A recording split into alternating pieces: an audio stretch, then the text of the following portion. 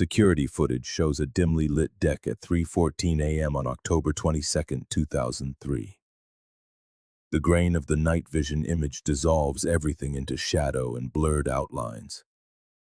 White plastic chairs rock gently, pushed by a wind that shouldn't exist on such a calm, open sea. The constant thrum of the ship's engine vibrates like a low hum, mingling with the distant sound of waves against the hull. For 47 unending seconds, not a single human figure crosses the frame. And then it appears. A silhouette that doesn't walk, it doesn't move. It is simply there, in one frame and gone in the next. The recording shudders. A corrupted pixel streaks across the screen like a digital scar. When the image stabilizes, the deck is empty again. But something has changed in the arrangement of the chairs. One is overturned. Another has vanished from the frame entirely. It has been 21 years since the Vasconcellos family, father, mother, and daughter, disappeared aboard the Disney Wonder cruise ship. What was recorded that night should not be possible according to the laws of physics or maritime safety protocols. A cruise ship designed for childhood happiness, where Mickey Mouse waves from every corner and princesses dine with the passengers, became the stage for a disappearance that defies all rational explanation. What the cameras showed was more unsettling than anyone could imagine, because the impossible isn't supposed to be caught on tape. This case is unlike anything you've ever seen. This isn't just another disappearance at sea. It's something that shatters everything you thought you knew about safety on luxury cruises. Subscribe to the channel and hit the notification bell for more real stories like this. Stories the big corporations would rather you never knew. Let me know in the comments if you've ever been on a cruise and what country you're watching from, because what you are about to hear could change your perspective on that dream vacation forever. Renato Vasconcellos was 43 years old when he boarded the Disney Wonder on October 17, 2003. A naval engineer by trade, he knew ships better than most passengers. His hands, weathered by years of work at the Santos shipyards, gently held his daughter's hand as they walked up the gangway. He was wearing a navy blue polo shirt, the same one that would later appear in the final video, and khaki pants with a coffee stain on the right pocket, a trivial detail that would later become crucial. His digital Casio G-Shock watch, water-resistant up to 200 meters, would read 10:47 p.m. the last time anyone saw it working. Carla Nogueira, 39, an art history professor at the University of Sao Paulo. Her students would later remember her as someone who could spend hours explaining the hidden details in Velázquez's Las Meninas. On the night of October 21st, she wore a floral dress she had bought specifically for the trip, with golden sandals that made a soft click-clack sound as she walked down the ship's carpeted hallways. In her handbag, which was never recovered, she kept a notebook where she jotted down every detail of the trip to share with her students later. The last entry, casually photographed by another passenger, read, "Leticia hasn't stopped smiling for 3 days. It was worth every penny." Leticia Vasconcellos just turned 12 on October 15th, 3 days before boarding. Her birthday party had been Lilo and Stitch themed, which is why she was wearing that light blue t-shirt with the blue alien hugging Lilo, the same shirt that would appear distorted in the security footage. Her pink backpack, covered in pins of every Disney princess, hung from her right shoulder. Always the right, she said, because the left one started to hurt after a while. Inside, she carried her Nintendo DS, 3 Harry Potter books in Portuguese, and a disposable camera with which she had taken 237 photos in 5 days. Only 22 were ever recovered. The last postcard they sent was from Nassau, Bahamas, on October 20th. A photo of the 3 of them in front of the Atlantis Paradise Island sign. Renato is hugging Carla by the waist. Leticia is making bunny ears behind her father's head. Everyone is smiling. On the back in Carla's careful handwriting, "Paradise found, we miss you all.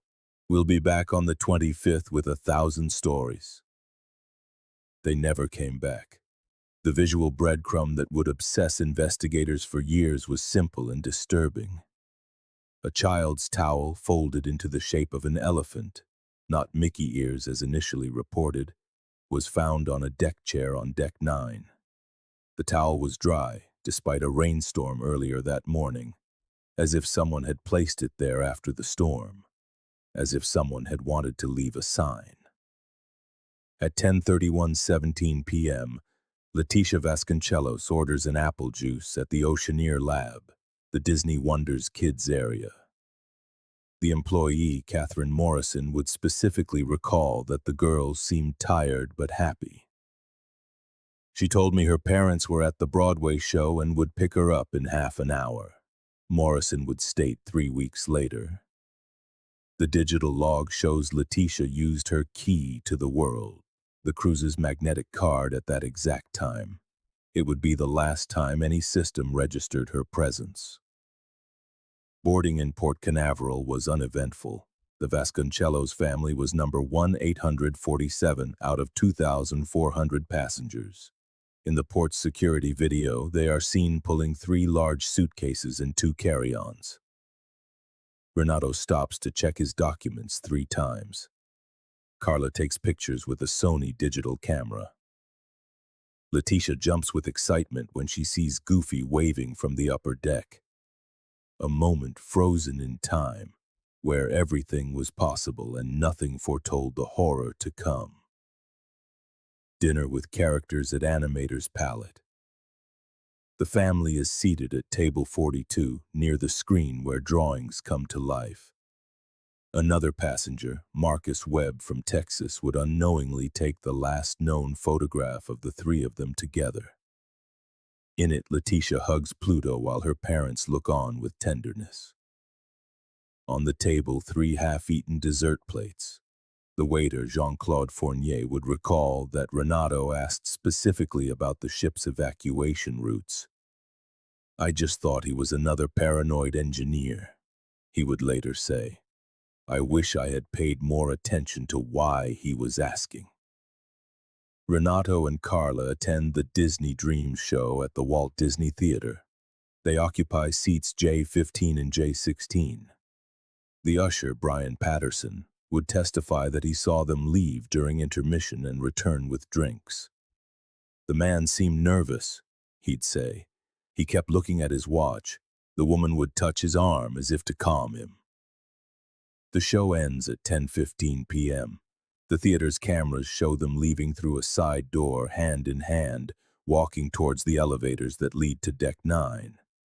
The impossible moment. Cameras on Deck 11 register movement without a source. A shadow cast by no one. A change in atmospheric pressure causes the automatic doors to open and close 3 times in a row, with no one passing through. On the bridge, the officer on duty, Thomas Anderson, notes in the log, "Motion sensor malfunction on decks 9 to 11. Report sent to maintenance." Maintenance never received that report. Leticia swims in the Mickey pool while her parents watch from lounge chairs. A typical family on vacation, except for one detail that would only be noticed later when enlarging photographs taken by other tourists. Renato is holding a piece of paper that appears to be a ship blueprint, with notes scribbled in the margins. Carla stares at the horizon with an expression some would later describe as a premonition of tragedy, though she was likely just contemplating the sea. Maria Santos, from housekeeping, uses her master key to enter stateroom 7043. The bed is made. There are no signs anyone slept there. The suitcases are still in the closet, clothes hung perfectly. On the nightstand, 3 Brazilian passports lie open to different pages. The television is on, tuned to a static channel. Something that shouldn't be possible on the ship's closed-circuit system. Maria runs out and vomits in the hallway. She would later be unable to explain what terrified her so much. It was as if the room itself were dead, she would say, as if no one had ever really lived there. At 2:45 a.m., Renato's key to the world card registers an attempt to access the engine room. Access denied. 3 more attempts follow between 2:46 and 2:48. Then inexplicably an authorized access at 2:49, but with an employee code that doesn't match any crew member on board. The employee assigned that code, Alessandro Dimitri, had died in a car accident in Miami 6 months earlier. Disney never explained how his code was still active in the system. At 3:07 a.m., the aft elevator stops between decks 7 and 8 for exactly 4 minutes and 37 seconds. The sensors indicate 3 people are inside, but when the cameras are checked, the elevator is empty. A technician would later find a note stuck with chewing gum under the button panel, written in lipstick on a bar napkin. Don't trust the captain. The handwriting does not match any of the Vasconcellos family members. Disney Cruise Line's protocol for reporting missing persons mandates a 6-hour internal verification period before notifying authorities.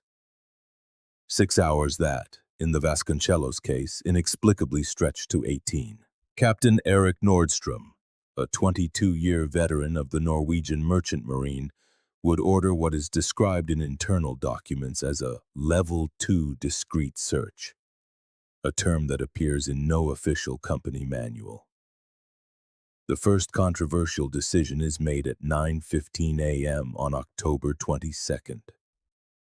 The head of security, Michael Brennan, a former Miami police detective with a record tarnished by 2 internal affairs investigations, orders stateroom 7043 to be sealed, not as a crime scene but for deep cleaning. 3 Filipino crew members whose names would never appear in any report spend 2 hours inside the cabin. When they emerge, they are carrying 4 black industrial-sized garbage bags. The contents of those bags were never documented. At 11:30 a.m., a passenger, Linda Matthews from Ontario, reports seeing a girl matching Leticia's description on deck 4. She was just standing there staring at the sea, Matthews would say. I asked if she was okay and she looked at me as if she didn't see me, as if she was looking right through me. Then I blinked and she was gone. Matthews' report is classified as an unconfirmed sighting due to witness stress. Matthews had no history of mental health issues. 6 months later, she would be diagnosed with severe PTSD. The most revealing testimony would come from a crew member identified only as Source Delta in a 2004 Maritime Safety Committee report. The camera supervisor, James Chen, received a direct call from Disney's corporate offices in Orlando at 10:45 a.m. After that call, he ordered all security backups from the last 72 hours to be overwritten. He said it was routine maintenance, Source Delta reported. In 3 years, I'd never seen routine maintenance that required erasing evidence. The contradictory statements began immediately. Supervisor Chen would first claim the cameras on decks 9 through 11 were undergoing maintenance that night. Then he'd say they were working but not recording. Finally, he admitted they were recording but that the files had been corrupted. When asked how files from only the relevant decks and only the relevant hours could be selectively corrupted, Chen resigned, citing work-related stress, and disappeared. His last known address was in Shanghai. Private investigators hired by the family never found him.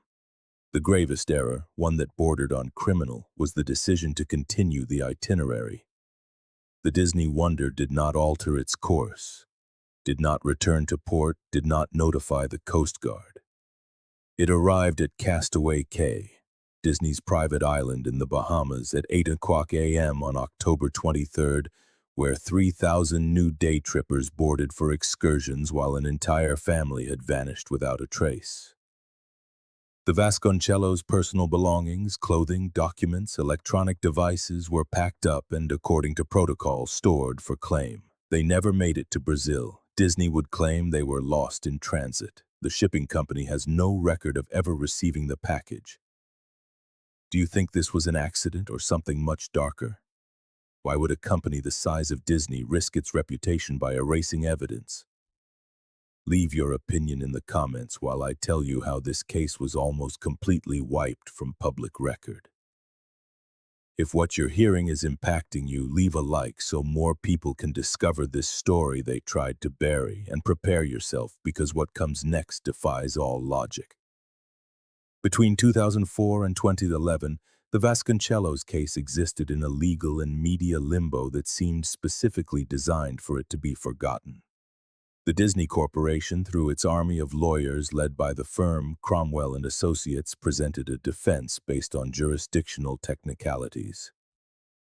The ship was in international waters, registered in the Bahamas and operated by a subsidiary incorporated in Liberia, a legal labyrinth built for moments exactly like this. The Brazilian government sent 16 diplomatic notes, requesting cooperation. All received the same formulaic response. The investigation is ongoing.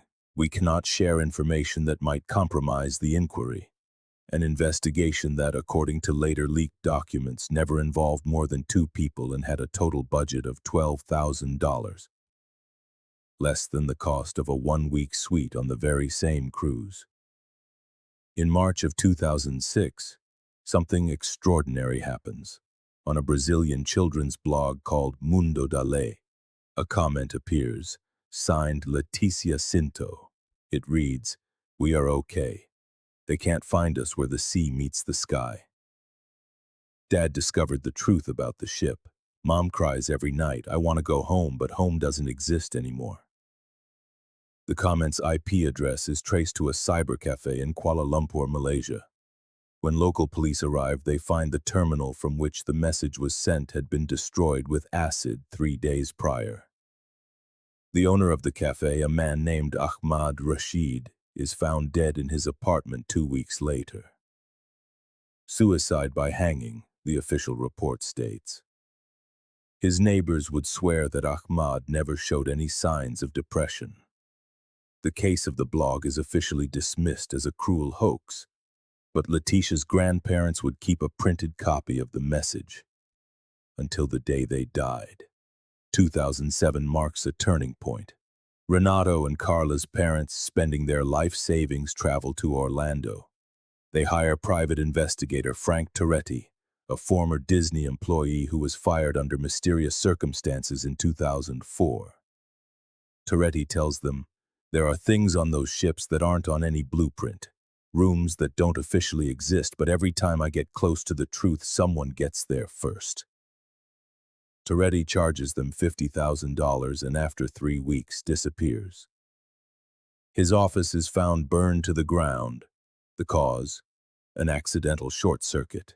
When the grandparents request access to the complete case files at Disney's corporate offices, they are met by a junior vice president who offers them coffee, condolences, and absolutely no information.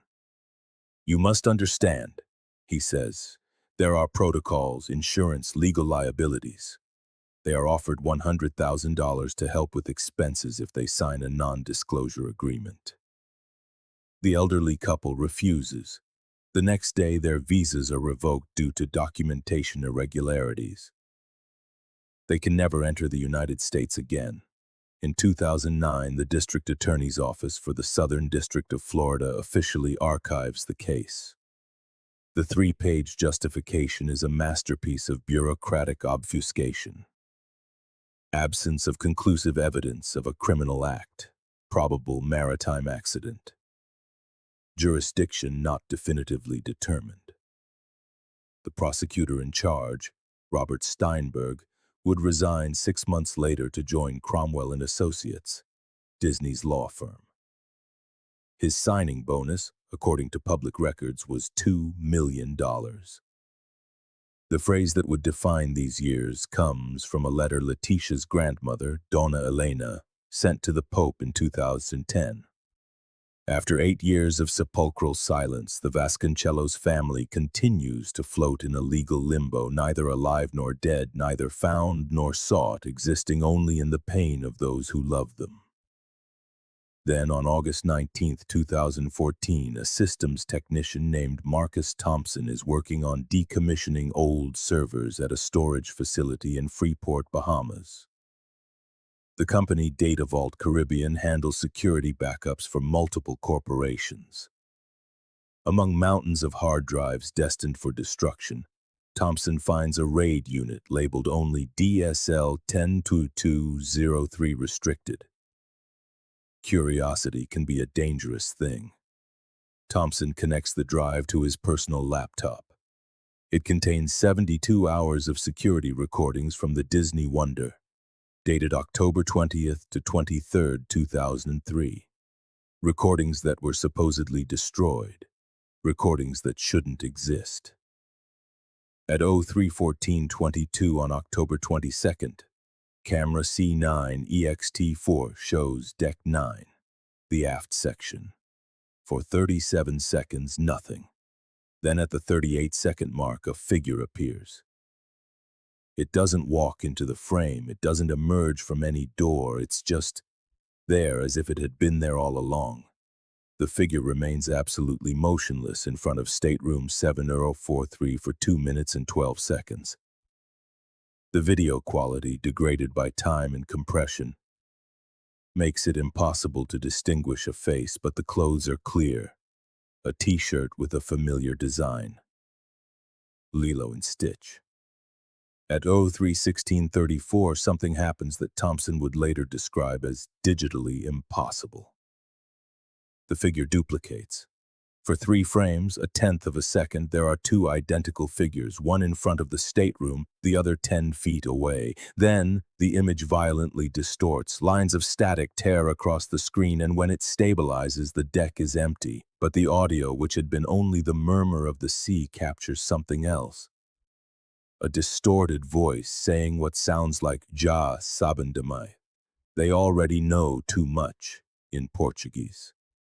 Thompson copies the file. He knows he has something explosive. He tries to contact traditional media outlets, but no one will touch a story involving Disney without irrefutable proof. Frustrated, he uploads fragments of the video to a maritime conspiracy forum called Deep Sea Truth.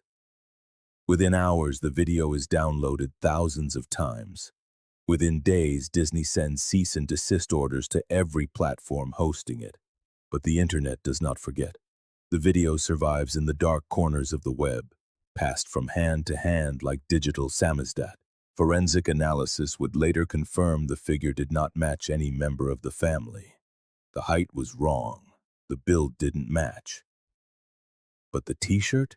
Several image analysis experts confirmed that the color pattern was a perfect match for official Lilo and Stitch merchandise sold by Disney in 2003. Who else on that ship would have that shirt? And why would they be standing in front of the Vasconcellos' stateroom at 3 in the morning? Thompson was fired from Data Vault 3 days later for breach of confidentiality. His laptop was stolen from his car. His apartment was ransacked, but nothing of value was taken. Only his storage devices. Thompson moved to Costa Rica and refused to speak on the matter ever again. In a final email interview in 2016, he wrote, "I saw something I wasn't supposed to see. Now I live looking over my shoulder. It's not worth it. Forget the Vasconcellos. Some mysteries are better left unsolved." In November 2015, independent digital investigator Daniel Monteverde obtains a copy of the video through channels he refuses to disclose. Monteverde, known for exposing digital manipulation in high-profile criminal cases, subjects the footage to an exhaustive 6-month analysis. The video's metadata reveals disturbing anomalies. The internal timestamp doesn't match the camera's system clock.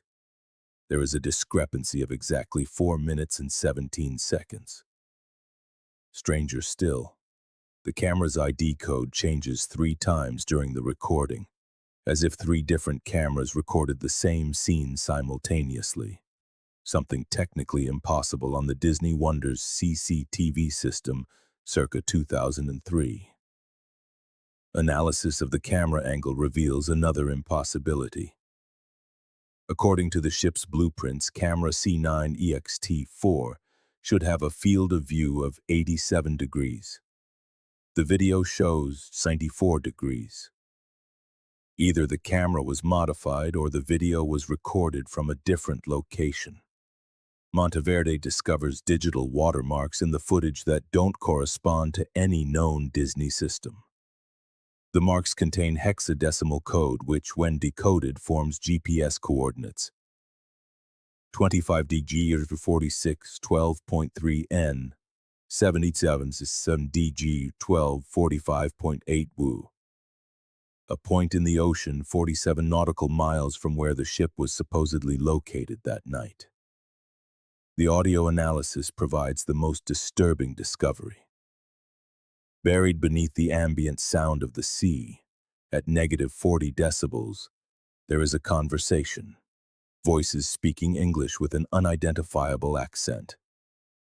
Monteverde manages to isolate fragments. Confirmed on level 7, Bermuda Protocol activated. The girl knows. Eliminate before port. On October 27, 2015, Monteverde publishes a 127-page report. His conclusions are cautious but explosive. The analyzed material shows evidence of selective post-recording manipulation. Yet it also contains elements that could not have been fabricated with the technology available in 2003. The paradox suggests we are seeing a real event, modified to conceal specific elements, not a complete fabrication. The stateroom door logs add another layer to the mystery. Security system records obtained by an anonymous hacker and published on WikiLeaks in 2016 show that stateroom 7043 was accessed with a master code at 031207. That code belonged to Captain Nordstrom, but bridge logs show Nordstrom was at the helm at that exact moment, personally overseeing a maneuver to avoid a storm. He couldn't be in two places at once, unless it wasn't him who used the code. The investigation reveals that a second set of master codes exists, undocumented in any manual. Codes that can open any door, disable any camera, erase any recording. Codes that, according to a former Disney employee testifying anonymously, are for situations that officially never happen. The Lilo and Stitch t-shirt becomes an obsession for amateur investigators. In frame 2847, as an emergency light illuminates the figure for a fraction of a second, something else is visible, what appears to be blood on the collar. But when magnified further, the blood forms a pattern that is too regular. It looks more like a barcode than an organic stain. In 2018, the landscape changes dramatically when a former Disney Cruise Line employee, identified in court documents only as Protected Witness 7 Alpha, comes before a federal grand jury in Miami. His testimony, partially leaked to the press, paints a picture of institutional conspiracy that goes far beyond simple corporate negligence. There's an unwritten protocol, 7 Alpha testifies. They call it Operation Clean Sweep. When something goes wrong, really wrong, it's not about fixing the problem. It's about making sure the problem never existed. I saw 3 families disappear in my 5 years. The Vasconcellos weren't the first and they weren't the last. The witness describes a special unit within Disney security, employees who don't appear on any official payroll, who board the ships at specific ports and have absolute authority over captains and crew. They arrived the night of October 21st, he says of the Vasconcellos case. 6 people, black suits, no insignias. They took control of the bridge, the cameras, the communications. Captain Nordstrom looked terrified. I saw him crying. The testimony reveals that there is a room on every Disney ship that does not appear on any blueprint. They call it the black box. It's not for storing navigational data, it's for processing incidents. 7 Alpha claims to have seen the Vasconcellos family being led into that room alive. The girl was conscious, but she seemed drugged. The parents, I can't describe the state they were in. It was like their minds had been broken. A connection to 1998 emerges from hacked corporate files. The Morrison family, 2 adults, 2 children, vanished from the Disney magic under nearly identical circumstances. Deck 7 stateroom, last seen after a night show. Selective camera malfunctions. The difference? There was no investigation, no search. Disney paid the relatives $20 million before the disappearance was ever publicly reported. The non-disclosure agreement contained a unique clause. Revealing any information would result not only in a civil lawsuit, but in additional unspecified consequences. An internal memo from Disney Legal dated October 24, 2003, 2 days after the Vasconcellos vanished, reads, Implement Bermuda Protocol, total containment. Prepare Level 5 compensation package. If relatives do not accept, proceed with standard discrediting. The Bermuda Protocol, according to additional documents, is a crisis response plan involving not just legal and PR management, but also active intervention in media narratives and the neutralization of problematic witnesses. The truth was more disturbing than any theory. Someone knew the Vasconcellos were going to disappear. In the records of Disney's insurance company, there is an additional policy purchased on October 16, 2003. 1 day before the family boarded, a policy specifically covering incidents of passenger disappearance from stateroom 7043. How did they know which stateroom would be assigned to the Vasconcellos if the assignments were supposedly random? The answer may lie with Renato Vasconcellos himself. As a naval engineer, he had worked on redesigning security systems for cruise ships. 3 months before the trip, he had sent a confidential report to the International Maritime Organization regarding critical vulnerabilities in the design of Disney's fantasy-class cruise ships. The report was never published. The IMO claims to have no record of receiving it. But in the hacked emails of a Disney executive, there is a chilling line. Vasconcellos knows about the compartments. He needs to be contained. If you think this has been shocking so far, what comes next could change how you see the entertainment industry forever. The tentacles of this conspiracy reach further than you can imagine. Stay until the end, and make sure you're subscribed to the channel. And if you know anyone who has worked on a cruise ship, share this video with them. They might have pieces of the puzzle we're still missing. The most explosive revelation comes from an unexpected source. In 2019, Edward Snowden, from his exile in Russia, releases an NSA document on his secure channel dated October 2003. The document mentions Operation Blue Triangle and describes satellite surveillance of the Disney Wonder on the night of October 21st, 22nd. The satellite images, classified as top secret, show an anomaly. At 03:15, there is a heat signature on Deck 9 consistent with an electromagnetic suppression device. The NSA was watching. Why? The theory that emerges from all this evidence is terrifying in its simplicity. The Vasconcellos didn't disappear. They were disappeared. Renato had discovered something about the design of Disney's ships that was not meant to be known. Hidden compartments used for what? Smuggling? Trafficking? Something worse? The family was silenced not for what they did, but for what they knew. In 2020, a Brazilian private investigator, Marcos Silveira, hired by the family, makes a final discovery. In the immigration records of Malaysia, there is a curious entry. On November 2, 2003, 11 days after the disappearance, 3 individuals with diplomatic passports from Barbados enter the country. The names are false and the photos have been digitally altered, but facial recognition software finds a 73% match with the Vasconcellos. It's not enough for a positive identification. It's just enough to keep hope alive or to deepen the nightmare. In February 2021, after an 18-year legal battle, the Disney Corporation agrees to an out-of-court settlement with the surviving relatives of the Vasconcellos family.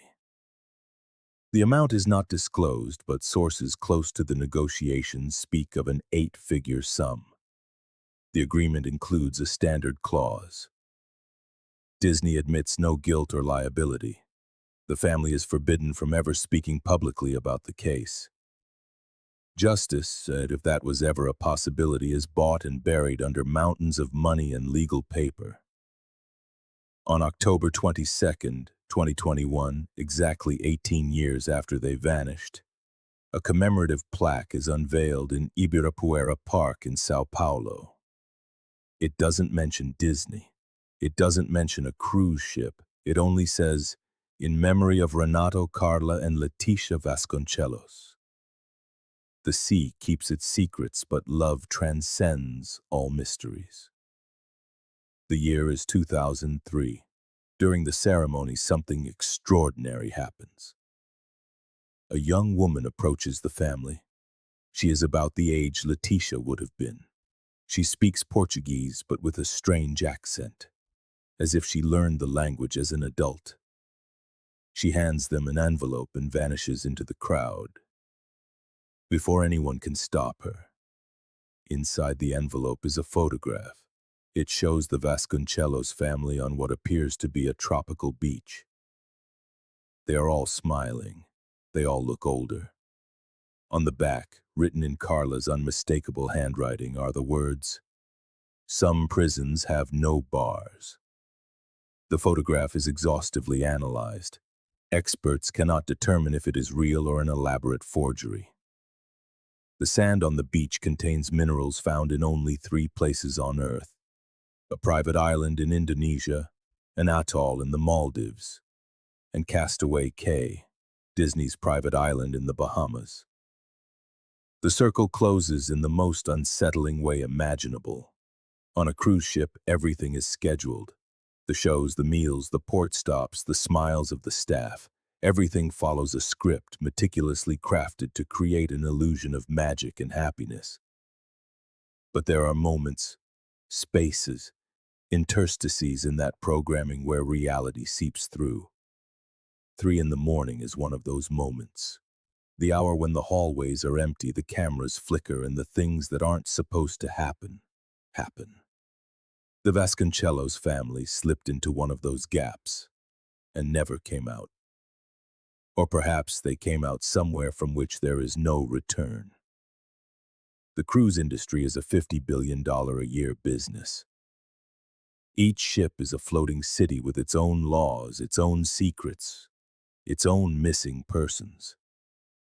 Since the year 2000, over 300 people have vanished from cruise ships. Most are classified as suicides or accidents. Some, like the Vasconcellos, simply fade away. The cruise lines have entire departments dedicated to making these cases disappear from the public consciousness, just as efficiently as the people disappeared from their ships. If this story stirred something inside you, if you felt that chill that comes when reality surpasses the darkest fiction, you are not alone. Thousands of people around the world are searching for answers about the Vasconcellos and other similar cases that the corporations want us to forget. Subscribe now and turn on all notifications. Share this video with someone who believes the impossible doesn't exist, with someone who needs to know that there are stories that will never make the news. Let me know in the comments which theory you believe. Were they eliminated for knowing too much? Are they alive somewhere, prisoners of their own knowledge? Or is there something even more sinister that we haven't considered? And if you know of another hidden case like this, a case the world needs to know about, write it down below. Because the truth is, the Vasconcellos are not the only ones, they are just the only ones we could find evidence for. Somewhere right now, a family is boarding a cruise ship, laughing, taking pictures, living their dream, unaware that some dreams turn into nightmares. Unaware that at sea, when you disappear, you don't leave ripples, you only leave a void, one that corporations quickly fill with lies, money, and silence. We'll see you on the next journey into the darker side of reality.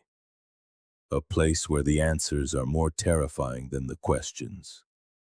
Where the truth doesn't set you free, it makes you disappear. And remember, the next time you see a cruise ship on the horizon, that floating city of lights and promises, think of the Vasconcellos, think of cabin 7043, think of 3:14 in the morning, and ask yourself, how many other families have boarded those ships never to come back? The sea keeps many secrets, Disney keeps many more.